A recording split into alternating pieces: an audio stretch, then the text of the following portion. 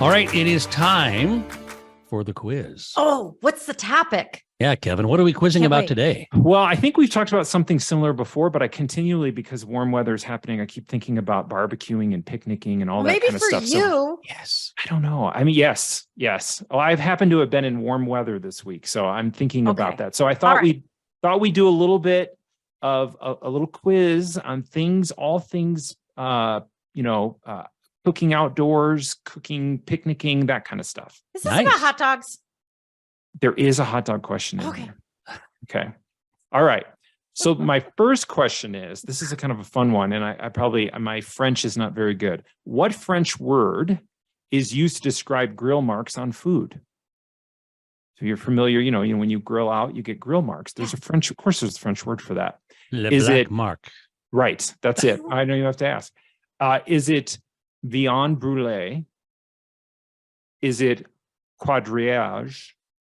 Is it, I can't even pronounce this, cicatrice, or is it flammé?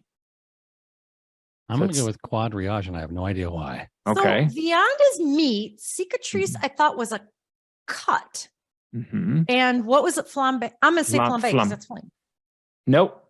Charlie's right. Quadrage is it's like a square. It makes squares. You're right about viande brûlée, which means burnt meat. So I made that up. And the other one, it means scarring. I made that up as well. Yeah, scar. But see, I tried to trick you. Your knowledge of French kind of tripped you up. That was 4 years of high school and a year of college. See, I keep telling you, it pays to be ignorant. So there you go. One for Charlie. To be ignorant. All right. Number 2, which president threw the first cookout at the White House? Was it A, Thomas Jefferson, B, Calvin Coolidge, C, LBJ, or D, Bill Clinton? LBJ. He's the Texan. First cookout? Yeah. First cookout. Yeah. I'm going LBJ. You got Jefferson, Coolidge, LBJ, and Clinton. Yep.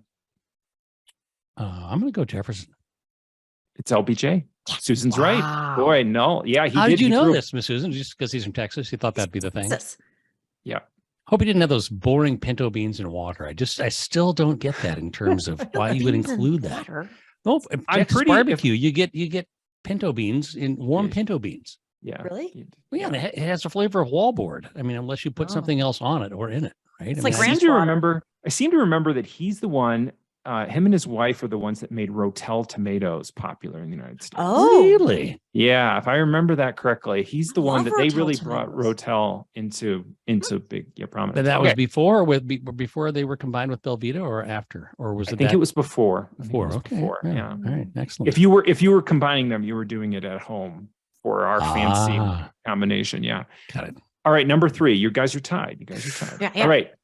Here's a hot dog question. The brand Oscar Mayer, home of the famed hot dog, was originally called what German Swiss name? Was it Edelweiss, Matterhorn? Wait. The hot dog was called this name, or the company? The company. The company. So it was at one point called Oscar Mayer Meats, but before Oscar Mayer Meats, it was called what?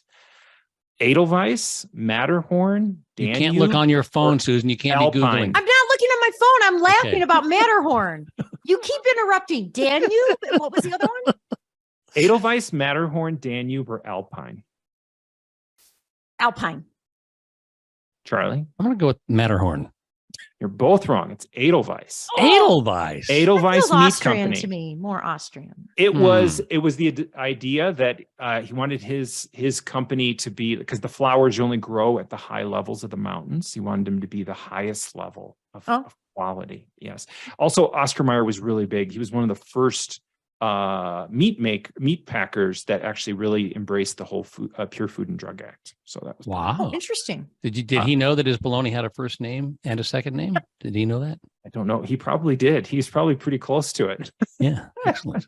Cool. Number 4. All right. You're still tied. What does the 57 on Heinz ketchup stand for? Is it A, the company at the time sold 57 products? Is it B, the company's 57 employees at the time?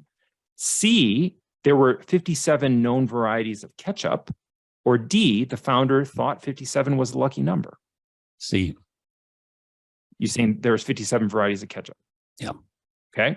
Susan? Well, so I'm trying to imagine the packaging. It is Heinz 57. I thought there was varieties involved, but I can't believe they made 57 varieties of ketchup. I mean, that would be my first guess. And I can't say what Charlie's going to So say. the company sold 57 products, 57 employees, 57 varieties of ketchup, or lucky number? It's not the lucky number. I'm going to go with 57 products. It's the lucky number. No. Yeah. He thought it was a lucky number. He just liked the word, like the number 57. Get out. Yeah. They had over 60 products at the time. So it had nothing to do with the, I thought talked about the varieties on the label. We actually used quite a bit of that growing up because the cuts of meat we could buy, the steaks we bought were really bad. Right. So went well with so we covered them up with Heinz 57. Well, I have a 12-year-old, so you know how heavy our ketchup usage is. Oh yeah. But Heinz 57 was like gourmet. Did I tell you my MPD hot dog story? It's very quick. I'll tell you. Yeah. So go. Okay. So we've been tracking for 40 years how people eat their food and what they put on their food. So like, what do you put on your hot dog? I can tell you like those things, right? What's the number one thing that kids put on hot dogs? Ketchup. Ketchup.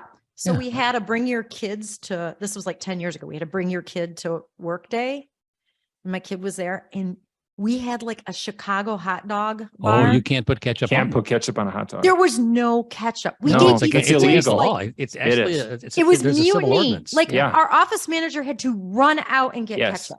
Yeah, there's an ordinance you cannot put ketchup on a hot dog. I grew up in Chicago, and so I know that you can put piccalilli, you can put hot peppers and all that. Kids don't eat that on their hot dog. But you cannot put That's ketchup for on a hot adults. dog. In Chicago, kids want ketchup on their hot dog. Yeah, and it's a poppy seed roll too. There were a lot of problems. You get those at the overcomplicated it. I used to get those at the stands at O'Hare, right? Yeah, I can't remember the name of the Vienna hot dog stand. I think that's what it was. Well, there could have been Portillo's, maybe Portillo's. But you had a little pepper in there, and you had the relish, and you had the hot mustard, and there's whatever. one on every corner. I mean, poppy seed roll, but no ketchup. No ketchup. Doug's dogs won't even give you ketchup for your fries. Don't. All right. Last question. You can still tie. Okay. All right. What percentage of Americans own a grill? Oh, gosh, I should know this. 25%? Wait, where did you get what's your data source? Because we track this. I have to look up. It's from 2020. I have it. I don't have it on this page, but I have it. Okay. It's from 2020. I know that. Wait, what kind of grill? Stop already. A grill. They have a grill of some indoor, kind. outdoor, countertop, gas, charcoal? Outdoor, gas or charcoal. Okay. 25%, 52%, 64%, 82%. 52. 64. 64. Damn it. Yes. Charlie's right. I'm going to double check your data. You can double check my data. You know what just released today? I'll tell you what just released today. 2023 kitchen audit, which is every appliance, indoor, outdoor that you own. Well, there you go. This is going to come down to that data source then, because that's the thing. So double check that. I'll be texting you all shortly. I'm sure you will. I'm sure you will. Well, thanks again for joining us for another edition, the April edition of 3Squares. We hope that you will continue to join us. And if you would like to give us feedback to improve our artificial intelligence, you can send us an email at 3squaresmail, the numeral 3squaresmail@gmail.com. And we look forward to seeing you next time on 3Squares. Kevin, Susan, thank you so much. Everybody have a great weekend. We'll talk again soon. Take care. Bye-bye. Bye. Thanks.